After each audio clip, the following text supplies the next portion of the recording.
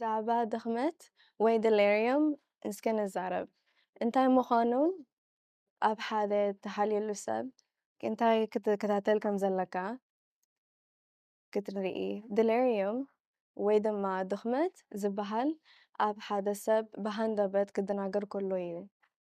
delirium ከቢድ ስለ ዝኾነ ቁልጡፍ ሕክምናዊ ሓገዝ የድልዮ እዩ። ንዝኾነ ይኹን ሰብ ክመጽእ ይኽእል እዩ። እንተኾነ ግን ኣብቲ መብዛሕትኦም ኣብ ኣረጋውትን ናይ ጥዕና ፀገም ዘለዎምን ወይ ከዓኒ እቲ ዝተፈላለየ መድሓኒት ዝወስዱ ሰባት ብብዝሒ ልሙድ እዩ።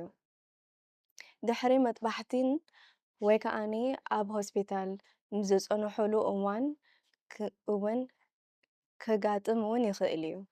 ኩሉ ሰዓት ከዓኒ ድኽመት ወይ delirium ዝመጻሉ ምኽንያት ከዓኒ ኣለዎ እዩ። ካብቲ ምዝንባል ኣእምሮ ከዓኒ ዝተፈላለየ እዩ። ምዝንባል ኣእምሮ ካብ ኣዋርሕ ዓመታት ይወስድ።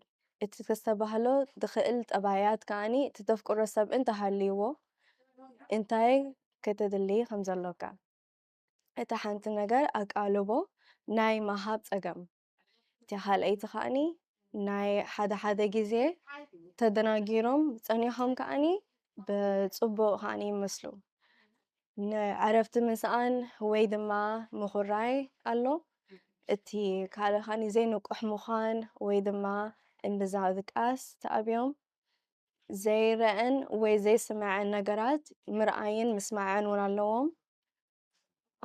ሓደ ግዜ እውን ብኸመይ ጌርካ ሕጂ ክትሕግዝ ትኽእል ሒደት ቀሊል ነገራት እውን ክትገብር ትኽእል ኢኻ ንተፈትዎ ሰብ ክትሕግዞ መጀመርያ ኣበይ ከም ዘለዉን መዓልትን ሰዓትን ክትነግርዎም ደሓን ከም ዘለዎም እውን ኣዘክርዎም። እቲ ካልኣይ ነገር ከዓኒ ነቲ ናቶም ዝኾነ ናይ ምስማዕ መሳርሕን ናይ መነፀርን ኣቕርቡሎም።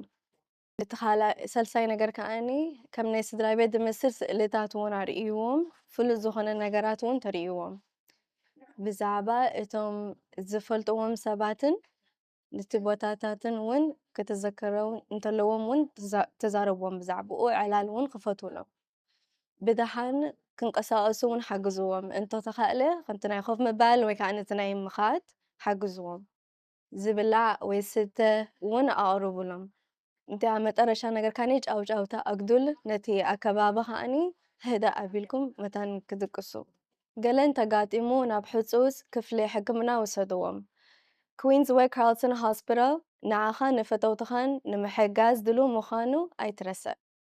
ይቐኒየለይ።